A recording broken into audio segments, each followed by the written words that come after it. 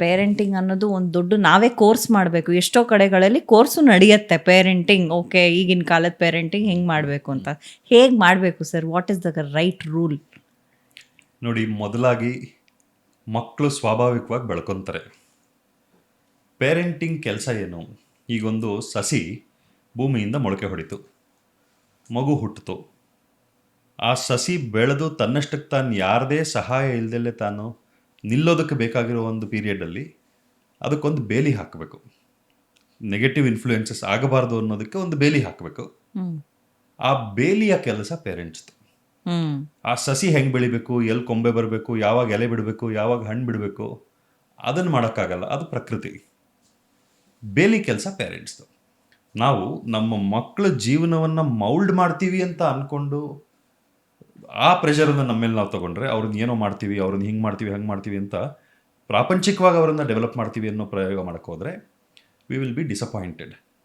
ಪ್ರಾಕೃತಿಕವಾಗಿ ಅವರ ಬೆಳವಣಿಗೆಗೆ ಬೇಕಾಗಿರುವಂತಹ ಪೂರಕವಾದ ವಾತಾವರಣ ಕ್ರಿಯೇಟ್ ಮಾಡೋದು, ತಾವಾಗೇ ಬೆಳೀತಾರೆ.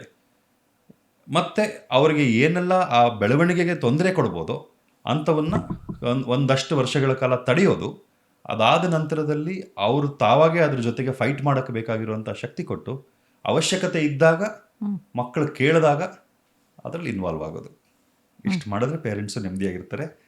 ಮಕ್ಕಳು ತಮ್ಮಷ್ಟಕ್ಕೆ ತಾವು ಏನು ಆಗೋದಕ್ಕೆ ಅಂತ ಸಾಮರ್ಥ್ಯ ಇದೆಯೋ ಆ ರೀತಿ ಬೆಳ್ಕೊಳ್ತಾ ಹೋಗ್ತಾರೆ. ಸೊ ನಿಮ್ಮ ಪ್ರಕಾರ ಪೇರೆಂಟ್ಸು ಮಕ್ಕಳು ಕೇಳದೇ ಇದ್ದರೆ ನಾವು ನಮ್ಮ ಇನ್ವಾಲ್ವ್ಮೆಂಟ್ ಅಥವಾ ನಮ್ಮ ಸಹಾಯ ಹಸ್ತವನ್ನು ಕೊಡಬಾರ್ದು. ಹೌದಾ? ಹೌದು. ಈಗ 4 ಹಂತಗಳು ಅಂತ ಅನ್ಕೊಳ್ಳಿ ಮೇಡಮ್. ಯಾವುದೇ ಬೆಳವಣಿಗೆ ನಿಮಗೆ ಎಲ್ಲರಿಗೂ, ಯಾವುದೇ ಪೇರೆಂಟ್ ಆದ್ರೂ, ನಿಮ್ಮ ಮಕ್ಕಳ ಬಗ್ಗೆ ಆಗಲಿ, ನನ್ನ ಮಕ್ಕಳ ಬಗ್ಗೆ ಆಗಲಿ, ಏನೇ ಆದರೂ ನಾವು ಯೋಚನೆ ಮಾಡೋದೇನು, ನಮ್ಮ ಮಕ್ಕಳು ಎಕ್ಸೆಲ್ ಆಗಬೇಕು, ಎಕ್ಸಲೆಂಟ್ ಆಗಿರಬೇಕು ಅಂತ ಆಸೆ ಕರೆಕ್ಟೇ, ಉದ್ದೇಶ ಸರಿನೇ ಇದೆ.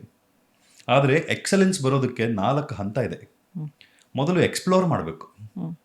ಯಾವುದೇ ಒಂದು ಕಂಡೀಷನ್ ಇಲ್ದಲೆ, ಯಾವುದೇ ಒಂದು ಡೈರೆಕ್ಷನ್ ಇಲ್ದಲೆ ಇಷ್ಟ ಬಂದಿದ್ದನ್ನೆಲ್ಲ ಎಕ್ಸ್ಪ್ಲೋರ್ ಮಾಡಬೇಕು. ನೀವು ಚಿಕ್ಕ ಮಕ್ಕಳನ್ನ ನೋಡಿ, ಅಲ್ಲೇನೋ ನೋಡ್ತಾರೆ, ಎಲೆ ನೋಡ್ತಾರೆ, ಮಣ್ಣು ನೋಡ್ತಾರೆ, ಗಡ್ಡಿ ನೋಡ್ತಾರೆ, ಕಾಳು ನೋಡ್ತಾರೆ, ಎಲ್ಲ ನೋಡ್ತಿರ್ತಾರೆ.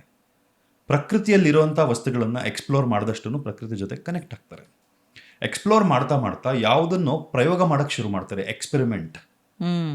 ಎಕ್ಸ್ಪೆರಿಮೆಂಟ್ ಮಾಡ್ತಾ ಮಾಡ್ತಾ ಅವ್ರಿಗೆ ಕೆಲವು ಅನುಭವಗಳಾಗುತ್ತೆ, ಎಕ್ಸ್ಪೀರಿಯನ್ಸ್ ಬರುತ್ತೆ. ಆ ಎಕ್ಸ್ಪೀರಿಯನ್ಸನ್ನು ಅವ್ರು ಪಡ್ಕೊಳ್ತಾ ಎಕ್ಸಲೆನ್ಸ್ ಬರುತ್ತೆ. ನೀವು ರ್ಯಾಂಡಮ್ ಎಕ್ಸ್ಪ್ಲೋರೇಷನ್ಗೆ ಅವಕಾಶನೇ ಕೊಡದಲ್ಲೇ, ಎಕ್ಸ್ಪೆರಿಮೆಂಟ್ ಮಾಡೋದಕ್ಕೆ, ತಾವಾಗೇ ಎಕ್ಸ್ಪೆರಿಮೆಂಟ್ ಮಾಡೋದಕ್ಕೆ ಬಿಡದಲ್ಲೇ, ತಮ್ಮ ಅನುಭವಗಳನ್ನು ತಾವು ಪಡ್ಕೊಳ್ಳೋದಕ್ಕೆ ಅವಕಾಶ ಕ್ರಿಯೇಟ್ ಮಾಡದಲ್ಲೇ ಎಕ್ಸಲೆನ್ಸನ್ನು ಎಕ್ಸ್ಪೆಕ್ಟ್ ಮಾಡಿದ್ರೆ ಅದು ಮರೀಚಿಕೆ.